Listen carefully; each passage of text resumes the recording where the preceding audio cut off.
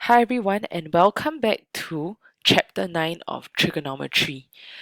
Uh, we have just finished learning what is the definition of the sine, cosine, and tangent trigonometric ratios, and we have learned how to remember it using Tua Ka So. Okay, so let's take a look at example 1. Triangle JKL is a right-angled triangle. We are asked to name the sides which are opposite, adjacent, and hypotenuse with respect to x and y. Alright, so what does it mean with respect to x? What do we notice x is? X is actually an angle. And in particular, when they say with respect to, we are taking this angle, in particular angle x, to be the angle of interest. Alright, so I'm going to move my smiley face there to indicate that it's the angle of interest. From here, let us try to identify the different sides of the triangle. Alright, so what exactly is JL? JL will be the hypotenuse. It doesn't change, always opposite the right angle. And the opposite is always opposite the angle of interest, leaving the adjacent to be the last side. So fill this in, the opposite is JK, adjacent is KL, and the hypotenuse is JL. Alright, how about part B? With respect to y. Now, how do things change if now my angle of reference changes to the other one? Let's see how it changes. Let's label the three sides of the triangle again. You have the hypotenuse.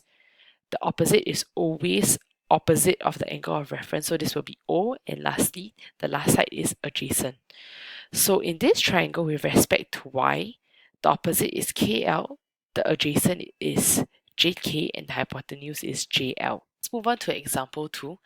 Given that triangle STU is a right-angled triangle, find and express each of the following as a fraction in its lowest terms.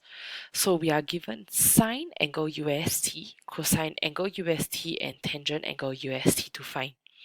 Now, how do I know which is the angle of reference? You look at the angle that is inside each of these trigonometric ratios. In this case, I know UST is the reference angle for this particular part A. Angle UST is the angle of interest for this particular part B, and angle UST is still the angle of interest for this particular part C. Okay, so the angle of interest I have already labeled for you here. Okay, so now always start with identifying your angle of interest, then you label the sides of the triangle. So we're going to label it now. I want you to label it with me and write it on your paper. Length of SU is opposite the right angle triangle, so it must be the hypotenuse. Length of TU, it is opposite the angle of interest, so this must be the opposite. And lastly, length ST, it is the last side, so it must be the adjacent. Okay, so how do we evaluate sine angle UST? We will use the sine ratio so. Tua Ka So. Sine is O over H. Substitute O and H inside 12 over 15 and you will get 4 over 5. For cosine angle UST, what is the trigonometric ratio? It is Ka A over H. So evaluating this, we have cosine angle UST equals to A over H. Substitute it in and simplify it, you will get 3 over 5. And lastly, for part C, we have tangent angle UST, Tua, O over A. So substitute the values of O and A inside, and you will get 1 and 1/3. Now, what happens if now I want to find SUT? Now, you notice that in each part, now my angle of reference has changed, and so must my labeling. Okay, so at this point, I want you to take out a different color so that you are able to differentiate your first labeling and the second labeling, and you label it together with me. Okay, let's label it together. Opposite the right angle, SU is hypotenuse. Okay, opposite the new angle of interest, this is our new opposite, or still put it as O.